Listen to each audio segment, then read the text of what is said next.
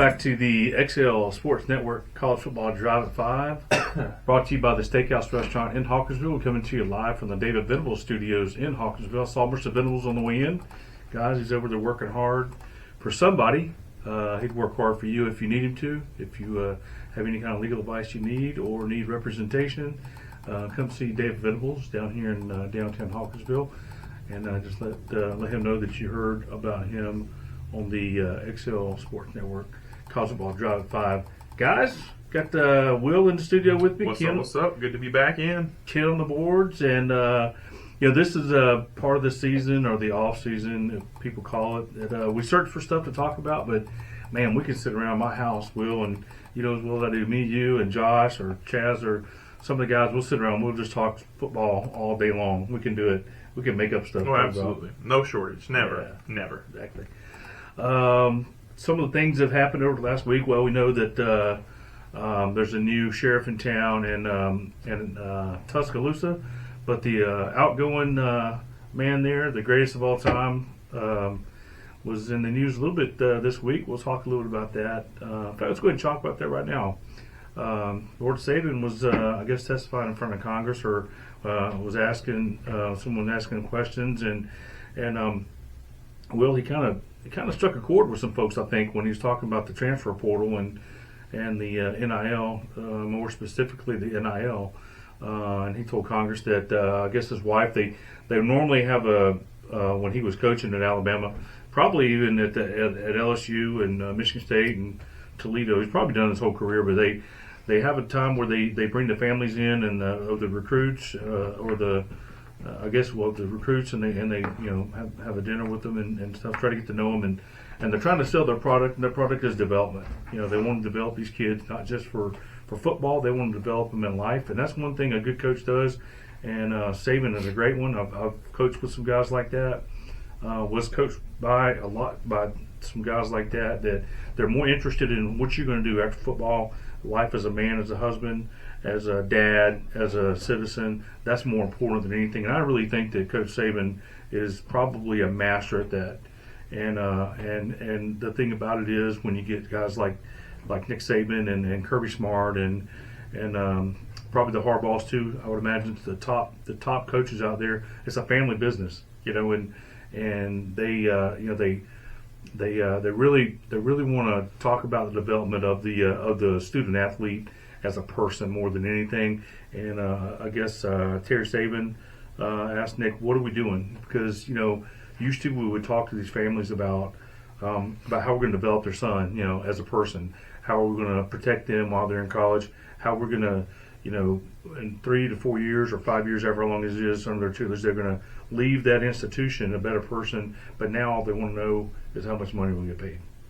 That's what the NIL has done. How much money? Now, I'm not against NIL, and I'm a capitalist, and I think that you should capitalize off your name, image, and likeness. I think the kids should be able to work, make money, do whatever they need to.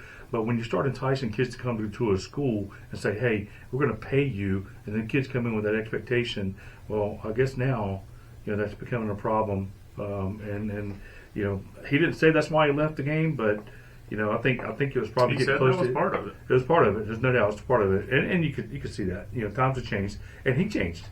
We talked about that all. Last 2 years we talked about the discipline on that team, and you could see it when that started up. The discipline on that Alabama squad, it went down, and I don't think that Georgia's there yet, but you know what? They're not immune to it. No. And if it can happen in Alabama, it can happen to the greatest of all time. It can happen to anybody. So absolutely. So what are your thoughts on that? I think I have a different perspective than a lot of people. When it comes to NIL, if the first question out of your mouth as a recruit is how much money am I going to make, I'm going to say, there's the door right there. Because if that's all you're worried about, I know your focus is not football, and that's not what I need. And if your focus is not football and you're just worried about the money, again, you're going to be a distraction more than anything. And I don't think that your priorities are lined up correctly, and I don't think that you're going to work hard enough to develop how you need to develop. I've heard a lot of outrage about all that pay-for-play thing. And I'll say it right now, unless Alabama is admitting they did it, we've never seen the pay-for-play work. We've never seen it work. I want to say that Jimbo Fisher maybe had admitted to that a couple of years ago. It didn't just come out right out and say it, but I know. He beat around the bush to the point where we knew that he was doing it. No, that's what I'm saying. Yeah. If unless Alabama, which the guy who was just complaining about it, unless he's admitting he did it, we've never seen it work. Right. Like you said, Jimbo Fisher, 2022, that class. I think there's probably less than 10 people in that historic class still on that team. Yeah, we're going to talk about a few of those too. At least one of those. Went to Ole Miss, yeah. All these collectives, I'm pretty sure Alabama has one of the largest NIL collectives in the country. Sure, so again, sure. that's kind of weird hearing that come from him. And this is a sentiment that I have got from a lot of social media is that they don't have a lot of sympathy for Nick Saban because it's like, oh, boo-hoo, everyone else is finally able to do what we've been doing for years. And I kind of echo that because, and I think that is what has been true because, you've said it back to the 80s when you were watching football. They were paying for people back then. This is nothing new. It's just now out in the open. I played with guys. When you have a guy, and I'm not going to mention his name, but, he's a teammate of mine in high school, when, his mom or his grandmother raised him and his siblings, and she was a janitor at school, and he comes driving after he signed with, I'm not going to say what Alabama school, but it was a major Alabama school, and it was not the Crimson Tide. You can figure out who it was. They had a former Georgia Bulldog as the head coach over there. I'll let you guys figure that out. But comes in driving in school in a brand new sports car. And you say, hey, man, where'd you get that car from? Oh, my grandma got it for me.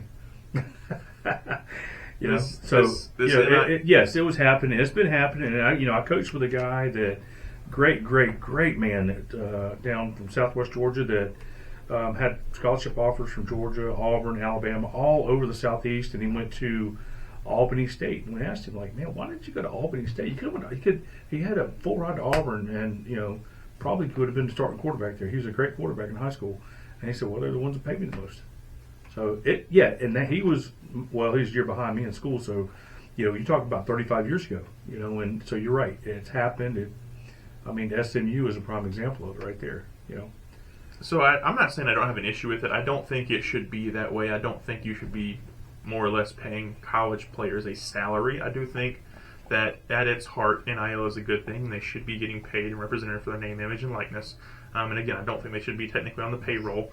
But again, I don't think we've ever seen this model work. I guess that people are openly complaining about, like I said, Texas A&M. We saw USC go in the portal, and I'm sure they dished out a lot of money then. That got them a Cotton Bowl loss to Tulane. Congratulations there. Right. We're seeing Ole Miss in the portal this year. I'm sure that a lot of money was shelled out there.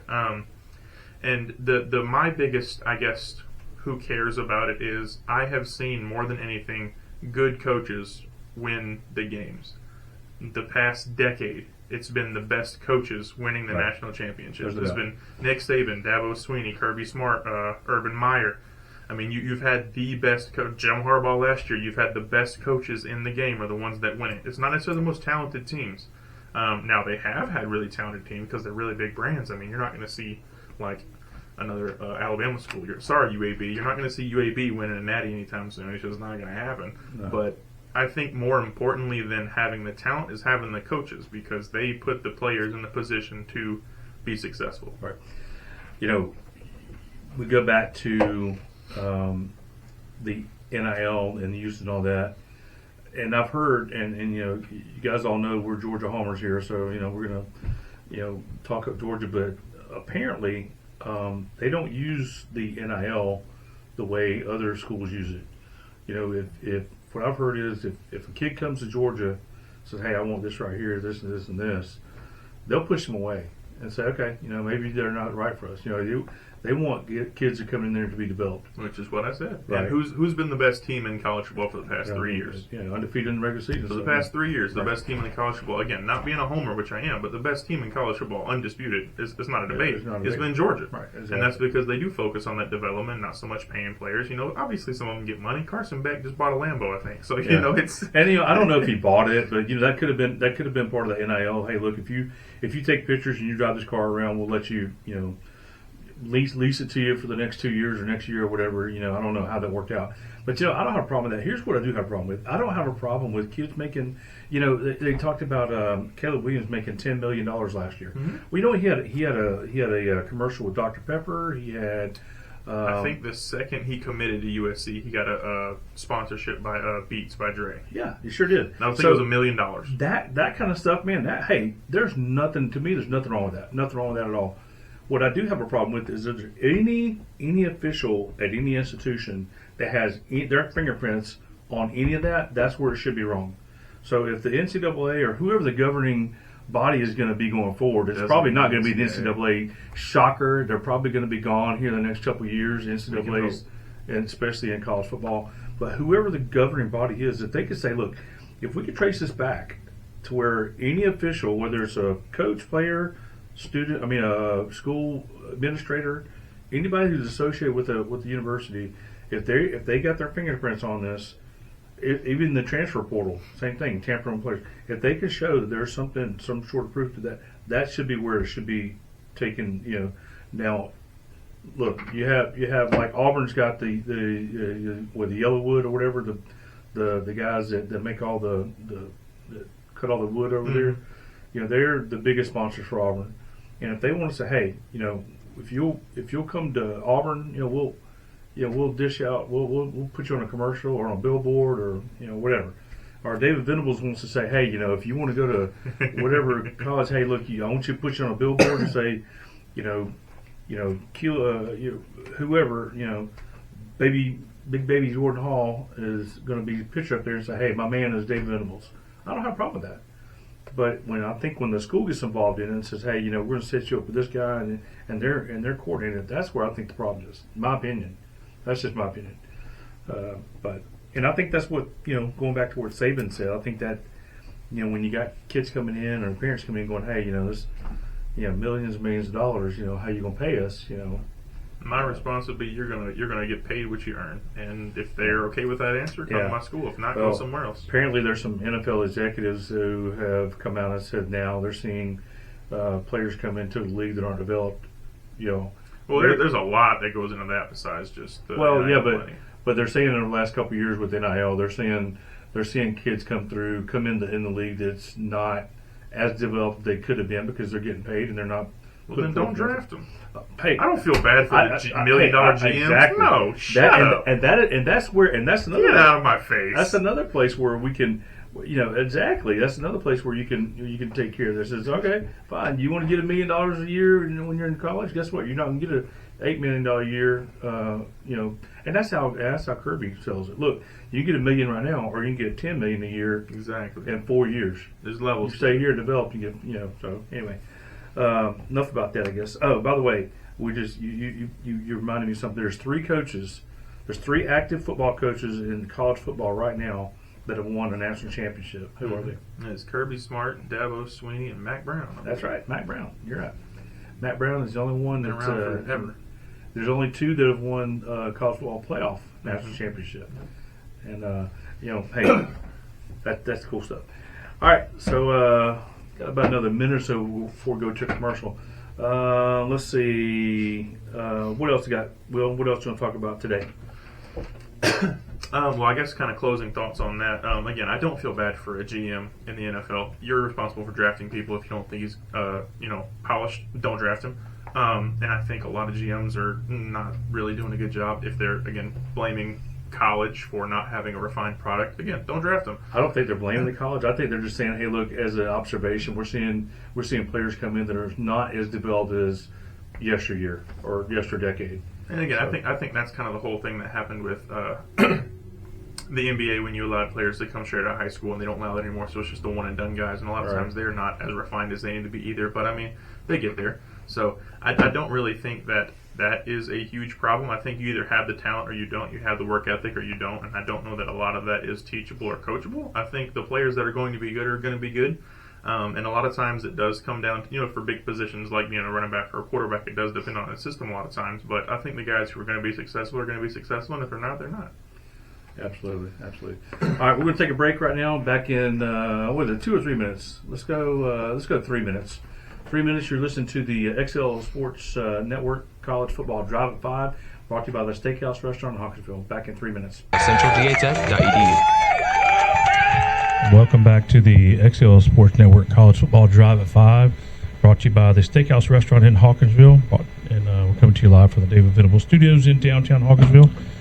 And we've been talking about some college football. Will? Oh, yeah. That's what I'm always thinking about. My notes over there. What you got? Okay, there you go. Get your notes back to you. Yep. There you go. All right. Thanks, sir. So we were talking on the way up here about some of the things we're going to discuss today. Best positions. We did best positions last week. We did quarterbacks. Yep, sure did. And you made a comment, and I didn't even think about it until you made the comment that, man, why was Cam Ward not on that best Couldn't tell you. quarterbacks return list? Yeah, if we're talking about returning quarterbacks, so it was really two I had beef with that weren't on the list. And again, I promise I'm not trying to be an Alabama hater. I know I sound salty because Georgia lost to them. I promise that's not my intent. But the fact that Jalen Milroe was on that list of best returning quarterbacks and Cam Ward was not, I think that was kind of weird. And also the fact that Brady Cook was not up there. Say what you will about him. I think he's a really good quarterback. I think he did a good job running that Mizzou offense. And I think they're going to be really successful this year, especially with they got a three-headed monster out there at receiver, especially with Luther Burden. He is probably going to be a preseason All-American again. I'm pretty sure he was last year. And then Theo Weiss, I think he really came into his own. And I think the third guy, I can never remember his name. I think it's Hooper or Cooper or something. But he was deadly too. And again, I think they're getting a good transfer from Georgia State. So I think he's going to have another successful season. So just my two additions I would have made there. You can leave Jalen Milroe on the list if you want to, but to have that list and not have those two guys on there was really confusing to me. I agree with that totally. I think you're going to see Brady Cook is going to be. Yeah, he's going to be something this year. I really think. I think the guy's got some swagger to him. I think he's got a great. He's got some great talent, man. I just think he's got a good arm. He's just going to get better and better. And like you said, got weapons around him. And Luther Burden, man, golly, I wish Georgia could have got that dude, man. That guy is something special. He is a dude. Honestly, if he was able to go to the draft this year, I think he's a first-round pick this year. And I think so. That is with the crazy wide receiver heavy draft that we had this year. I still think he's a first-round pick. He is fantastic. Yeah. He's electric. Yeah, we can talk about that draft all you want with those wide receivers, and the one that's going to go first probably shouldn't. I think there's probably some out there that probably could. What? Yeah, we can pull at that thread for a couple of minutes, really quick. This is news to me, people. Breaking to me as well. Hold on. So before we get into RB, before we get into the best RBs, hey, you want to try to call him again? So we're gonna get a call. We got a guy that wants to talk to us. Let's hear this flaming hot take you got. Yeah. So we're talking about wide receivers, returning wide. I'm sorry, in the draft wide receivers. Yeah. Yeah. Just I think. Let's hear it. Go ahead. I don't know that he's actually he's going to be a top 10 pick. There's no doubt. We're talking about Marvin. You've bumped him down to top 10. Wow. Huh? You've bumped him down to top 10. Wow. Well, okay, we say top 5. Oh, he's Marvin Harrison Jr. is what we're talking about. He's top 3.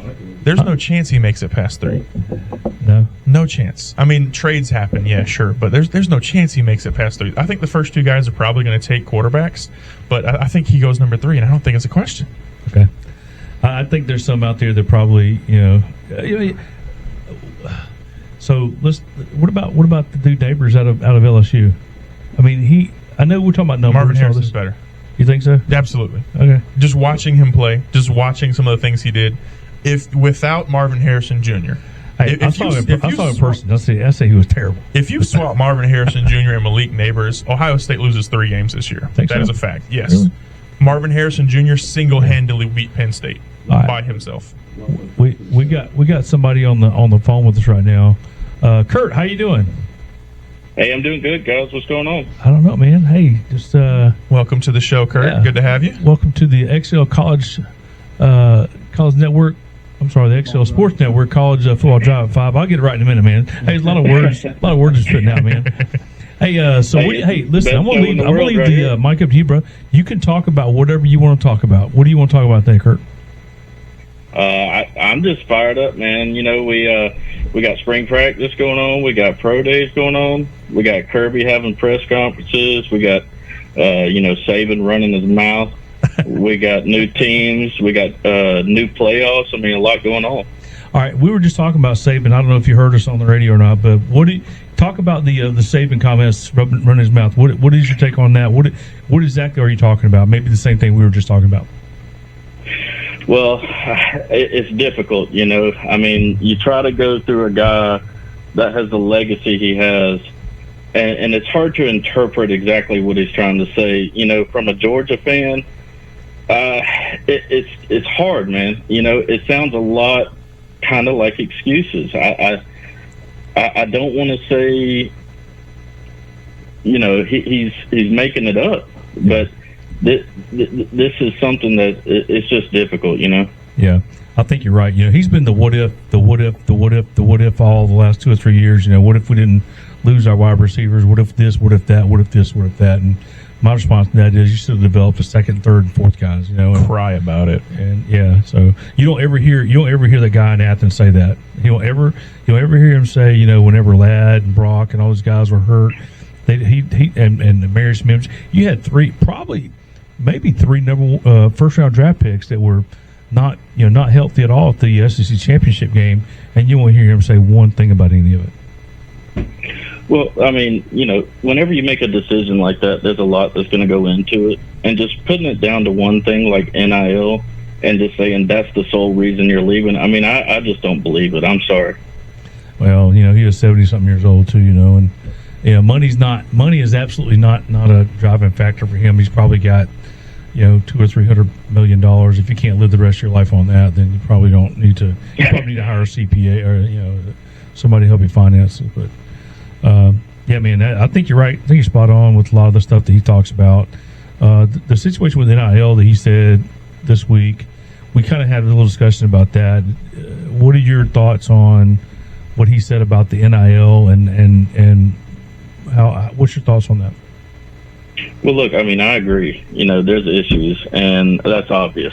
But how are you going to handle that? How are you going to go about, you know, managing it? You know, there's a lot that's going on, and I think it falls on the NCAA. I think it's their fault.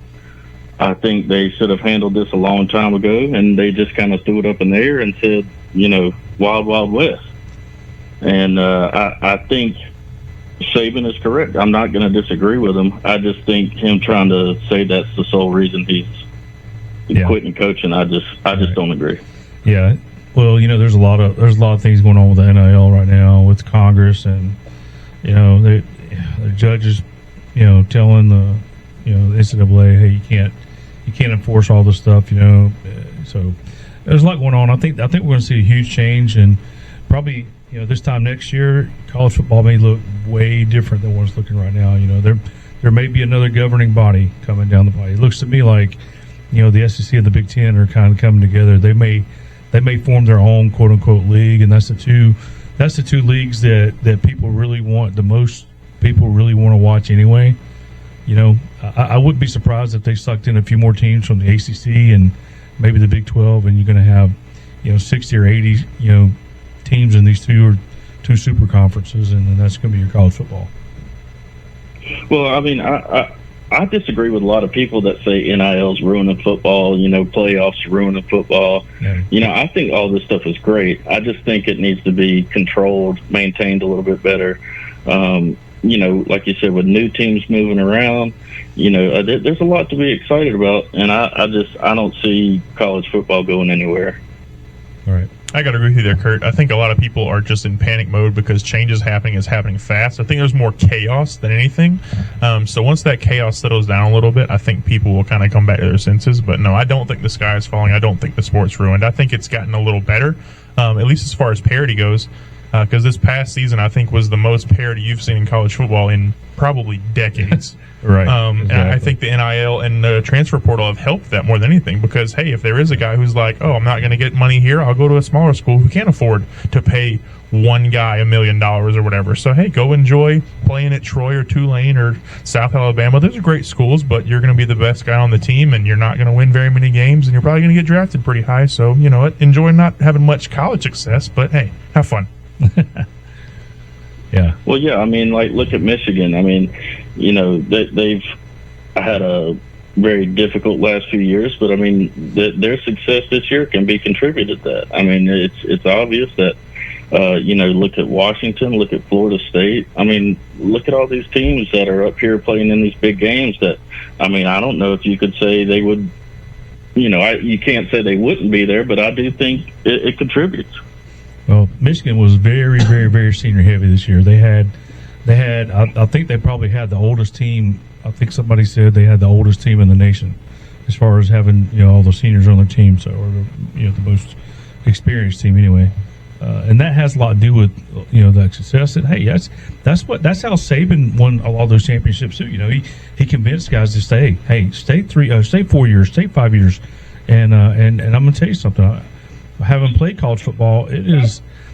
You can't even describe what it looks like when you're 18. You walk in and you see a guy who spent 3 or 4 years in the Army, and he's a sophomore or a junior.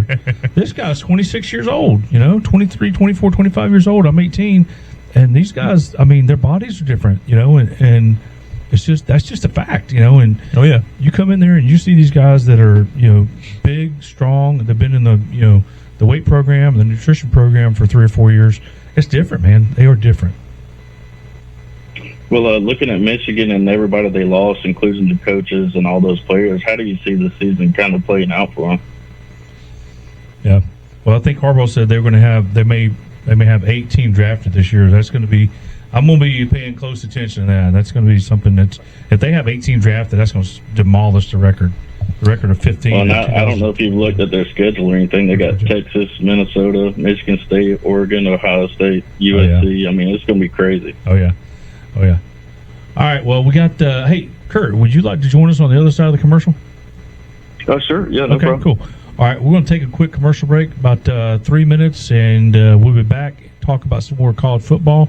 You're listening to the XL Sports Network, College Football Drive at 5, brought to you by the Steakhouse Restaurant in Hawkinsville. See you in 3 minutes. Stay tuned. If you're near the 341 bypass in Hawkinsville, the smell of the fresh fried chicken may lead you right inside for the best meal you'll ever have. Stop and see Lewis Fowler and his staff at the Steakhouse Restaurant in Hawkinsville for the daily buffet and the daily specials. Come try the Thursday night buffet with shrimp and fish or the Super Sunday buffet after church. Plus, there's full service menu available. And let the Steakhouse Restaurant cater your next event, either in-house or on location. The Steakhouse Restaurant on the 341 bypass in Hawkinsville. To the river. Welcome back to the XL Sports Network, College Football Drive at 5, brought to you by the Steakhouse Restaurant in Hawkinsville. Coming to you live from the David Venables Studios in downtown Hawkinsville. You have any legal trouble or legal advice that you need, come down here and see David Venables, and he'll be sure to put you in the right direction. Let him know that you heard us talking about him on the XL Sports Network. We got Will in the studio, Ken on the boards, and on the phone we got Kurt. Kurt Gentry is a friend of mine. He's also a postmaster in Kathleen, and talked to him today, and I talked him into calling in and getting on the show with us. So, Kurt, man, I appreciate you calling in. And hey, yeah, man, glad to be here. Yeah. So we're going to talk a little bit about. We talked about just off the air. Pierce Spurlin, University of Georgia, 6'7" tight end with a promising future. Had to quote unquote retire from football due to health issues. Unfortunate for that young man. However, they have left him on the roster as far as his scholarship goes, but he won't be counted against 85-man scholarship. So that's kind of the best of both worlds for everybody. The good news is they caught something that could have been very, very catastrophic going down the road if they hadn't caught it. So that's a good thing, and that's just a testament to how great Ron Corson and the medical staff is at the University of Georgia. Wow, man. Unfortunate for that guy, but I think going forward he's going to be very successful. What's your thoughts on that, Kurt? Yeah, I mean, I don't know if you saw the post he put out, but I mean, it was a tearjerker. He was a good kid. Yeah. Sounds like he's got a good family and everything around him, so we'll be praying for him. Bill, what's your thoughts on Pierce Spurlin? Glad he got to play in that Orange Bowl. Yeah. I obviously heartbreaks for him. For anybody who has to quit playing football early, I don't think there's ever too much football you can play. Having to stop playing when I did, it's always rough to stop, but knowing you can still go and being forced to stop because of a medical issue, that's tough for him. But I'm glad he's okay. I'm glad he's going to be okay. It looks like. But I know he'll still be rooting on the black and the gold, or the black and the red. So be glad he's still a dog. Yeah. I don't know what that is. Just a slip there. Yeah. Glad he's still going to be cheering on the Dogs. I had to quit football because I had an injury. My brain fell out. I was thinking too much about girls, I guess, and had to leave college and go do other things. So that was a dumb thing to do, but hey, you live and learn, right?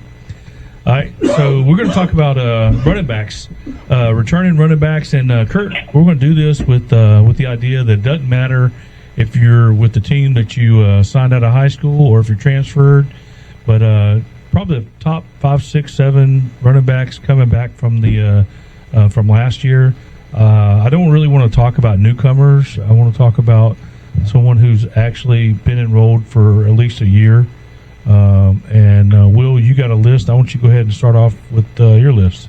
Sure do. We talked about the Sports Illustrated list of quarterbacks last week. I got the ESPN list up. It is almost identical, except for they had Noah Fafita on there. I think he's a great talent at Arizona. My only hesitation with that is, they got a new head coach, a new OC, and they're in a brand new conference. So that's my only hesitation with Noah there. And they also had Jalen Daniels and Cam Rising on the list too.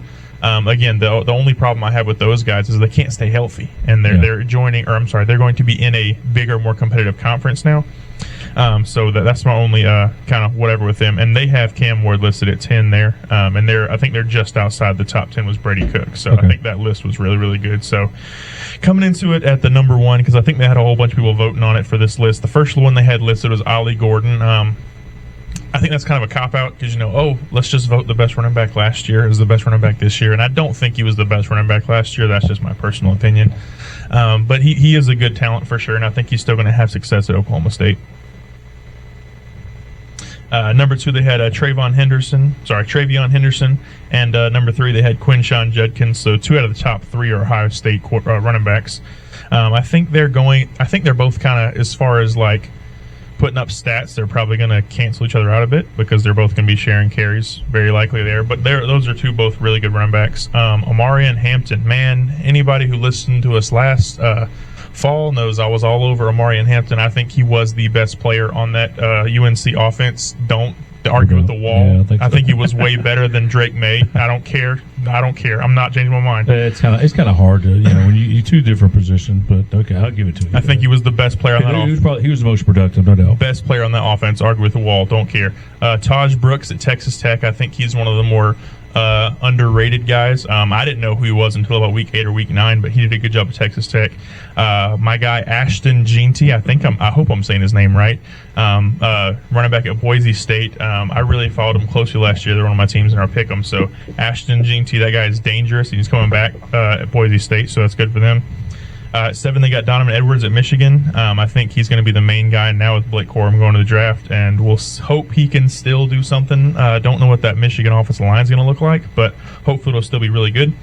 My new guy, Trevor Etienne, coming to Georgia from Florida. I'm glad he finally saw the light, and I'm glad he's coming with the good guys now. He had the best quote ever. I could be number 2. I could be RB2 at a losing school, or I can go play in December.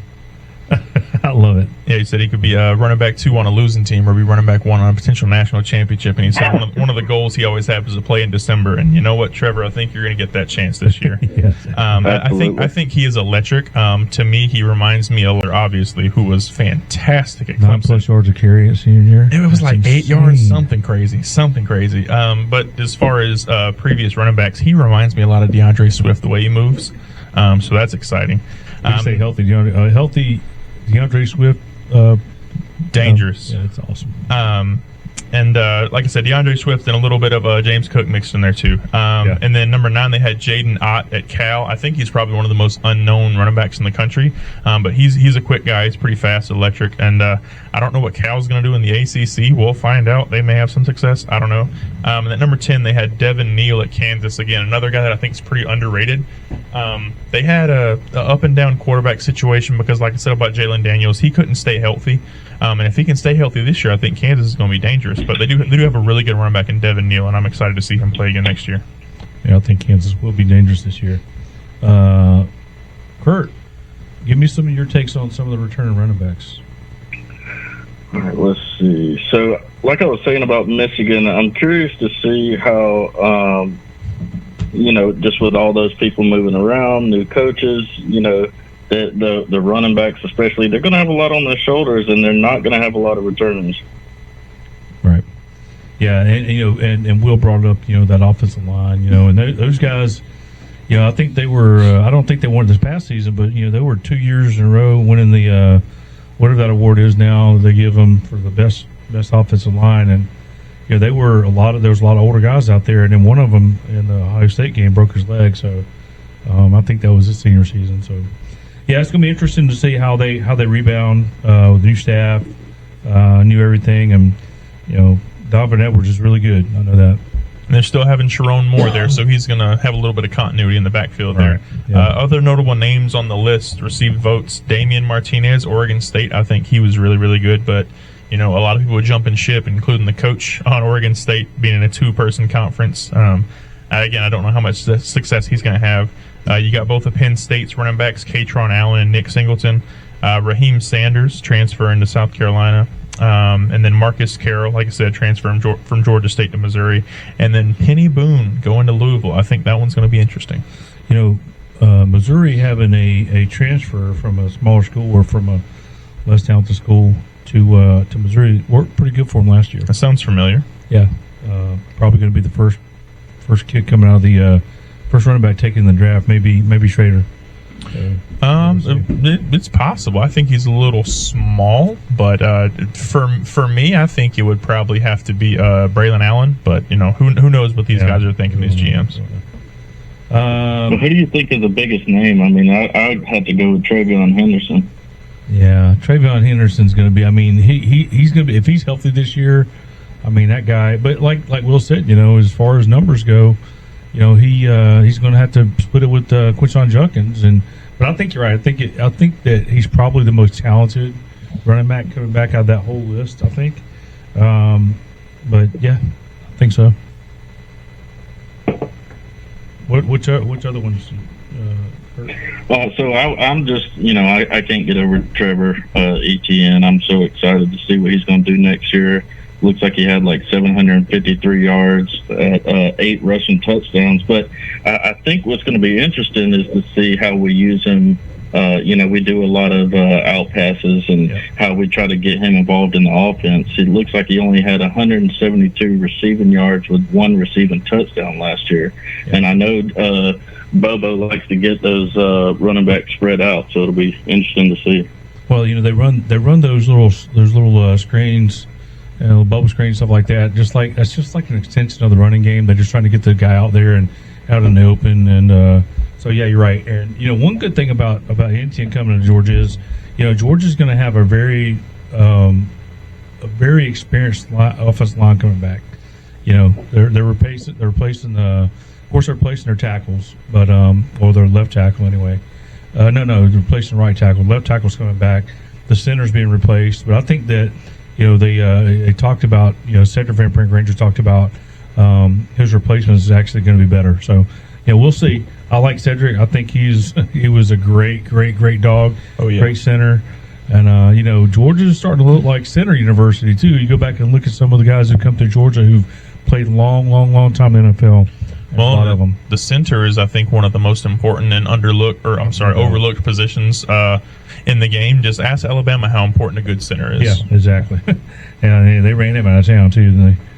All right, we're going to take a break and come back for our final segment of the show. Thing goes by quick, guys. You're listening to the XL Sports Network College Football Drive at 5. We are brought to you by the Steakhouse Restaurant in Hawkinsville, and the David Venable Studios is where we're at. Back in 3 minutes. Y'all stay tuned. Luck, Red Devils. I walk the mean streets of Atlanta in a police uniform. That gives me an important perspective most lawyers can't give you. If you find yourself in a tough situation leading to an arrest, remember, your best bet for a good defense is to remain completely respectful but quiet. I can't stress that enough. And call me as soon as you possibly can. I'm David Venable.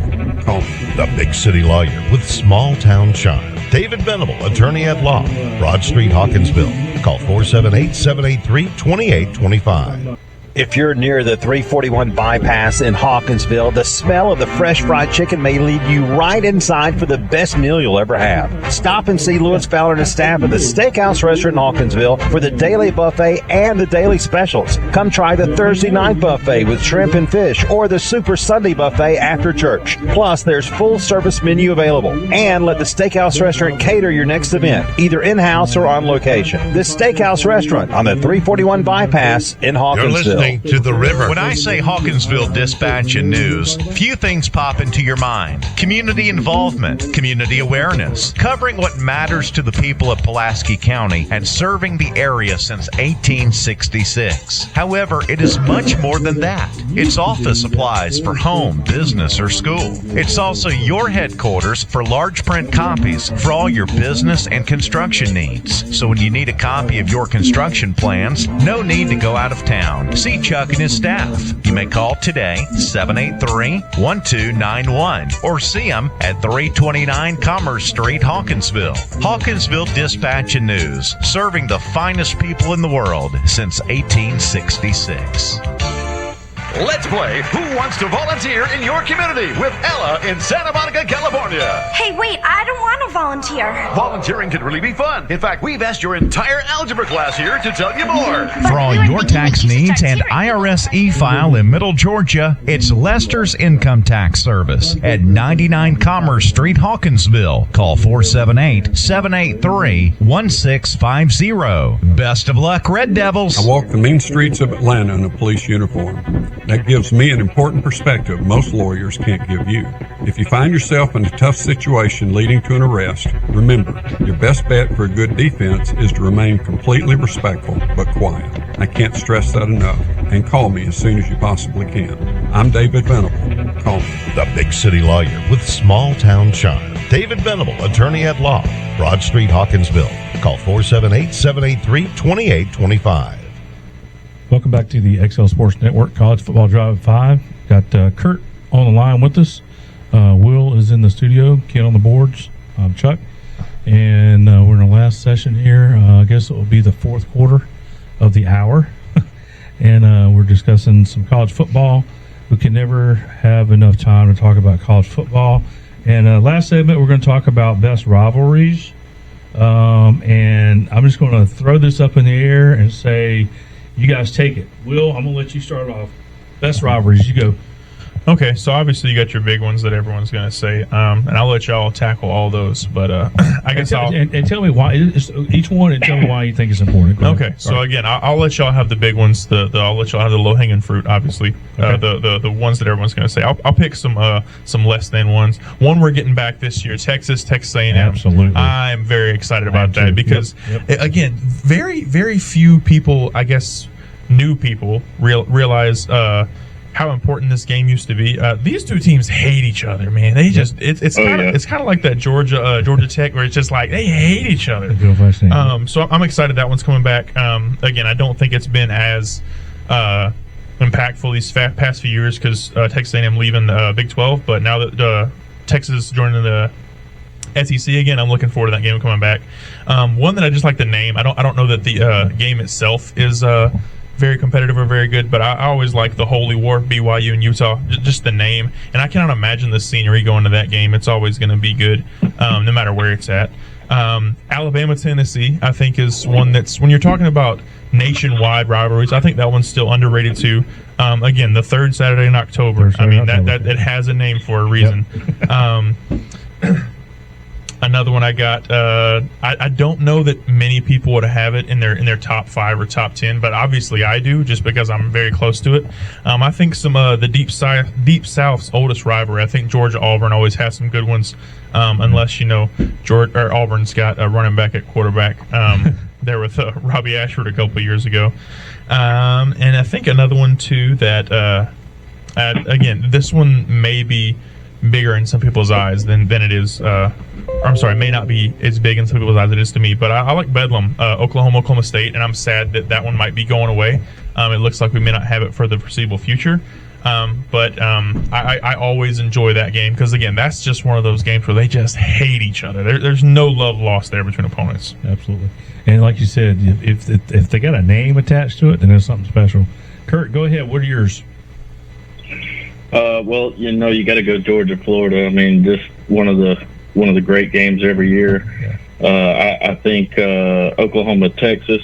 That's going to be really interesting this year. Two teams coming into the SEC. I mean, there's a lot of heat on them, a lot of pressure on them. It's going to be great to see how that game turns out. I think you obviously got to go Michigan, Ohio State. It's one of the last games of the season. It usually determines the outcome of that conference. I mean, just huge game.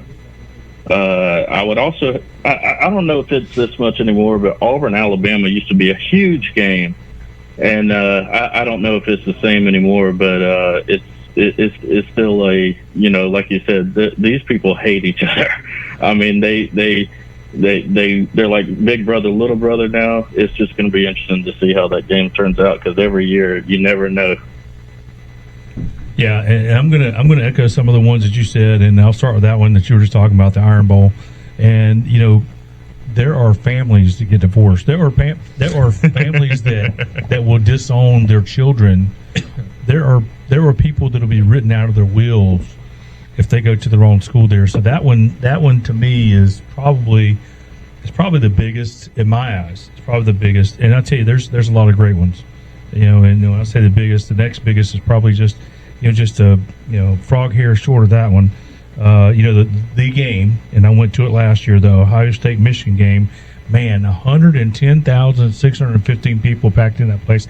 And guys, when I say they're packed in, you're shoulder to shoulder with people, and it's insane. And it's really a good thing they're shoulder to shoulder, because it's like 14 degrees inside the stadium, very, very cold. So yeah, it helps out a little bit.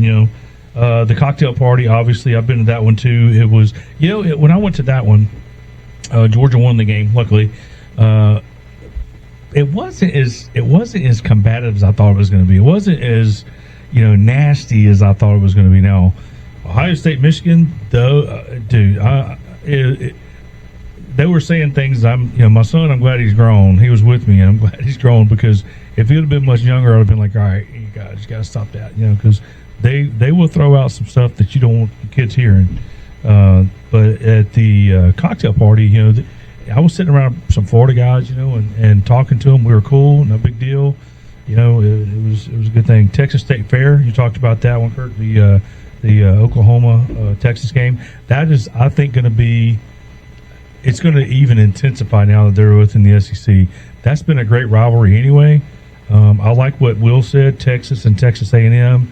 I'm old enough to remember when that was a huge rivalry, and I'm glad it's coming back. And Iowa State. Will spoke about that off the air earlier. I want to go to one of those games. I will be going to one of those games one of these days. If you guys if you haven't heard us before, we're doing some stuff, some bucket list items and trying to get to some of these games. I'm going to the Army-Navy game this year, which is another one that I wanted to talk about. That one, because of being a military guy myself, it's pretty special. Watch the Army-Navy and the history of that game.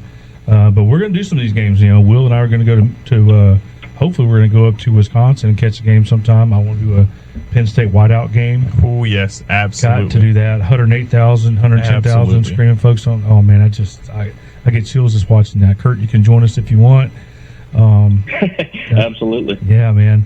The Iowa State game. I want to go to Iowa State and Ames. For some reason, I want to go to Ames, Iowa, and watch the Cyclones and the Hawkeyes get it on. I wouldn't mind going either stadium. Like I told you, Ames is definitely special, but I would just love to go to Iowa because they got the hospital there. They do the tradition. They wave. I believe it's after the third quarter. I may be mistaken. After one of the quarters, everyone stands up and waves to the Children's Hospital next door. And I think that's really awesome. It is cool. A couple of thoughts I had. Again, I'll let y'all pick at the big rivalries, but Auburn, Alabama, the Iron Bowl. See, when I was a kid, I thought that was an actual bowl game, so that's how big that was. It is. Called the Iron Bowl. But one thing I think is interesting there, and this may be my wrong opinion, but it's my opinion. For the past, how long has Saban been there? 15 years? For the past 15 years, it seems like Alabama has pretty dominated that rivalry. I mean, obviously there's close games. Obviously Auburn won, but they've dominated that rivalry for the most part. It seems to me now that the field has leveled a little bit with Saban gone and, Hugh Freeze being there and doing the good recruiting he's doing. I think that rivalry might be flipping in the other direction here coming soon, and I think that's interesting. And you guys kind of spoke to it, and you have your opinion, but I think there's one that is just the best rivalry. There's only one that's called The Game, and I'm coming to the defense here of the Big Ten crowd. As an SEC and Georgia homer, I got to say that, I think The Game, Ohio State-Michigan, is the best rivalry in the country. Do Alabama fans say Auburn? Do they say the school Auburn? Yeah, they do. And Ohio State calls them the team up north. The team up north, yeah. Yeah, exactly. There's levels to it, and I think theirs is a different level. I mean, there is hate between those two schools there. No doubt. And I've seen it, man. I'm telling you, before the game, during the game, after the game, I'm surprised we didn't see guys fighting. I mean, I'm like, fist fighting. That's what I was going to say. I'm surprised there aren't more fist fights between the players after the games. And again, kind of bringing it down a notch, unfortunately. But one more rivalry that I think is another one underrated. It's the backyard brawl. You got Pitt and West Virginia. Again, that was one of the ones that went away for I think a couple of years whenever conference changed. Who was it? West Virginia moved to the Big 12. But that's one that I always enjoy watching. It's usually they play that again. They played it last year. Past season, right? It was a really good game. They brought it back. Oh yeah. And again, that's one of those I like. Like you said, Iowa State. One of the, I guess, more low key ones, but it's still one that I enjoy for sure. Yeah. We didn't talk about the Civil War, the Apple Cup, and those who are probably going to be not around anymore. I want to go back to Alabama Auburn again. Even though Saban pretty much did dominate that rivalry during the time he was there. I'm telling you, those games were competitive. Even though Auburn lost, look at this year. Games. Yeah, look at this year. I mean, Alabama was. You never know what's going to happen. Alabama was one play away from. Alabama was one play away from making a national championship this year, and they should have. One could argue lost to Auburn. Right. Yeah. And that's crazy. The kick six. Well, how much do you think the development or the level of the program goes into the actual rivalry? I mean, look at Georgia, Florida. I mean, it's still a huge game, but it's not. I don't think it's anything what it used to be. And I think a lot of that is the fault of Florida because they have not been doing well in really anything. I'll give them 2020. They did beat us in 2020. But again, if you look at everything surrounding college football, 2020 is more of an outlier than, a signal of who players are and who teams are and what they can accomplish. But I agree with you. I think that rivalry has fallen off recently, and I hate it. Because as much as I hate to say it, college football is better when Florida's good for just the whole sport, for Georgia fans, for Florida fans, for the SEC. The college football is better when Florida is good, and I hate that they haven't been good. There's some other rivalries out there that we haven't talked about, and Notre Dame, Ohio State used to be a huge rivalry. Yeah, Notre Dame, I thought about that. Notre Dame USC is a really good rivalry. That's a big rivalry. Again, one of those not so much anymore, unfortunately. All right. It's great, man. I tell you, and to be able to watch those games and to go to some of those games, man, is really, really, really cool. If you guys ever have a chance to do that, especially if you ever have a chance to go to the Michigan Ohio State game in the big house, make sure you dress really warm and just if you're claustrophobic or you don't like being around people, then you probably shouldn't go. Well, it's what college football's all about. It is, man. I mean, that's why we play the game. I mean, I dislike Tennessee. I dislike Georgia Tech, but, man, I hate Florida. I think that, Brandon Adams talks about a good Georgia fan is first and foremost a Gator hater. But, we got Gator fans listen to us. Hey, we'll welcome you guys to our show, and if you guys want to call in, definitely like to have you call in. But this is the college Drive at 5, college football Drive at 5, brought to you by the Steakhouse Restaurant in Hawkinsville. And a little shout out here, guys, you can listen to us on the XL Sports Network, xlsportsnetwork.net. You can also catch us on the YouTube. Just search for XL Sports Network on YouTube. Hit the like, hit the subscribe, leave a comment. And if you want to call into the show, put a comment down there that you want to call in, and we'll give you the phone number, and we'll get you on the air. Kurt, I really appreciate you calling in today. Been a great discussion, man. Hey, yeah, thanks, guys. It was a blast. All right, guys. Well, that's going to do it for today. The XL College The XL College Football Drive at 5 is done, and we'll see you guys next Thursday. You guys have a great week.